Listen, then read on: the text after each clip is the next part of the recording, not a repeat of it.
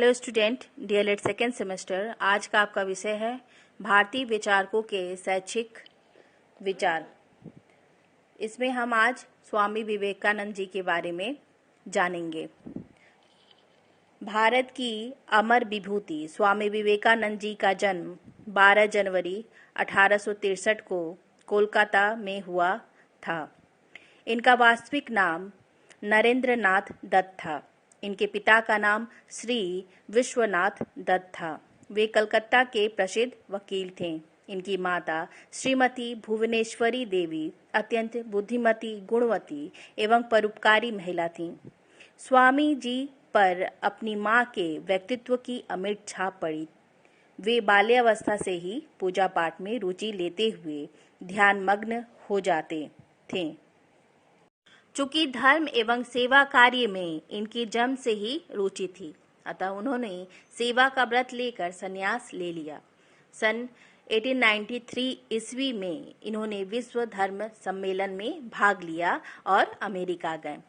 शिक्षा संबंधी इनके ये विचार शिक्षा के क्षेत्र में हमारा मार्गदर्शन कर रहे हैं। 4 जुलाई सन 1902 में इस महामानव ने संसार से विदा ली और स्वर्ग सिधार गए। स्वामी विवेकानंद की रचनाएं।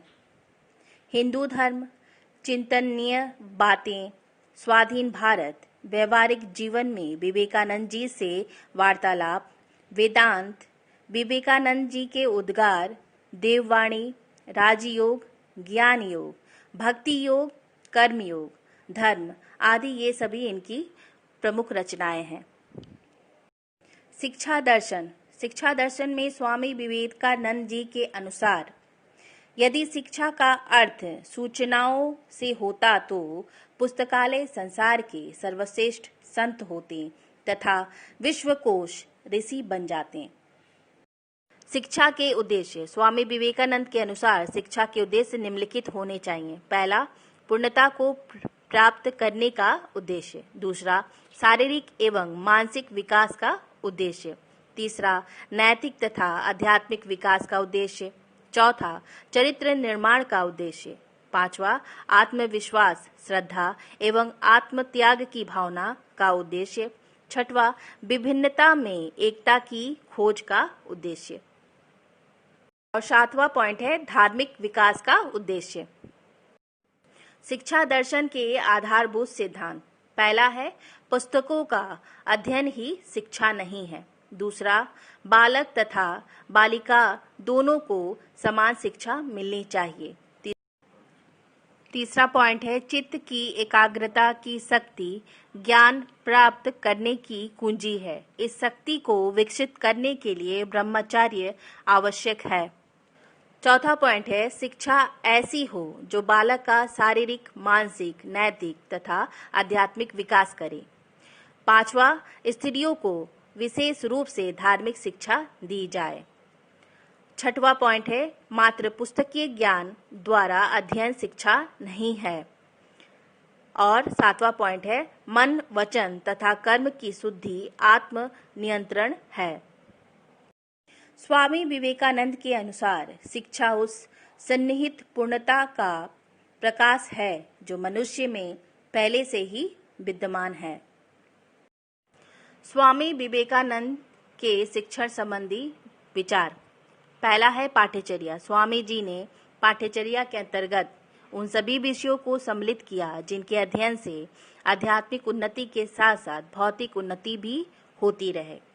स्वामी जी ने आध्यात्मिक पूर्णता के लिए धर्म, दर्शन, पुराण, उपनिषद, उपदेश तथा कीर्तन, भजन के अलावे भूगोल, राजनीतिक, अर्थशास्त्र, विज्ञान, मनोविज्ञान, कला जैसी विषयों को भी पाठ्यचर्या में सम्मिलित किया।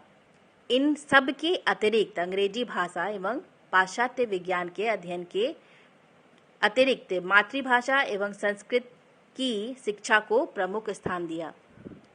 दूसरा है शिक्षण विधि। शिक्षण विधि के विषय में इनका कहना है कि ज्ञान प्राप्त करने की सबसे उत्तम विधि एकाग्रता है। मन की एकाग्रता में शिक्षा का सार है। इसके अतिरिक्त वाद विवाद, तर्क एवं व्याख्या विधि अन्य शिक्षण विधियां हैं। तीसरा पॉइंट है बालक का स्थान। फ्रॉबेल की भांति स्वामी जी ने भी बालक को शिक्षा का केंद्र बिंदु माना। अतः उन्होंने बालकों को स्वयं विकसित होने का सुझाव देते हुए कहा, अपने अंदर जाओ और उपनिषदों को अपने में से बाहर निकालो। तुम सबसे महान पुस्तक हो जो कभी थी अथवा होगी। जब तक अंतरात्मा नहीं खुलती, समस्त बाह्य शिक्षण व्यर्थ है।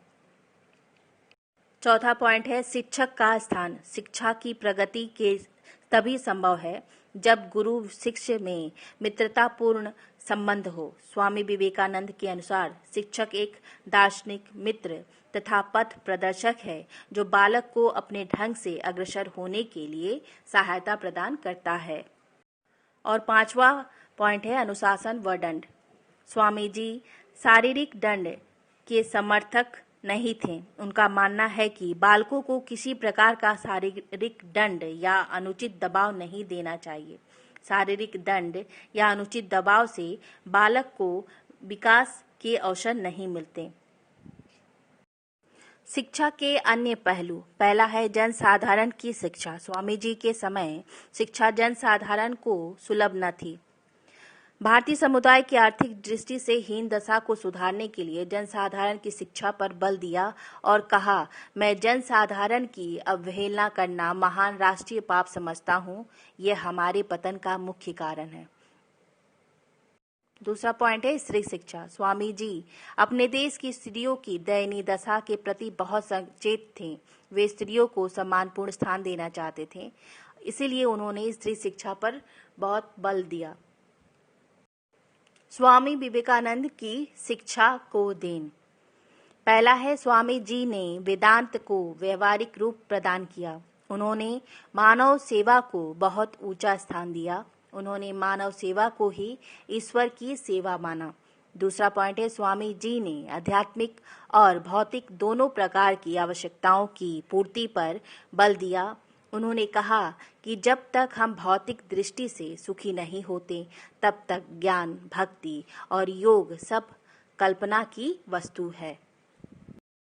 तीसरा, पाठ्यचर्या के संबंध में स्वामी जी के विचार अत्यंत व्यापक हैं। उन्होंने अपने पाठ्यचर्या में आध्यात्मिक और लौकिक उन्नति के लिए सभी विषयों के अध्ययन पर बल दिया है।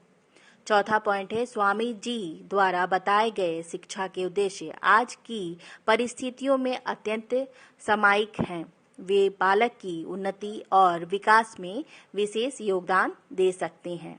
और पांचवा पॉइंट है स्वामी जी के जन शिक्षा संबंधी विचार भारत की वर्तमान परिस्थितियों में अत्यंत आवश्यक और उपयोगी और देश की अनेक समस्याओं का समाधान करने में सहायक हैं।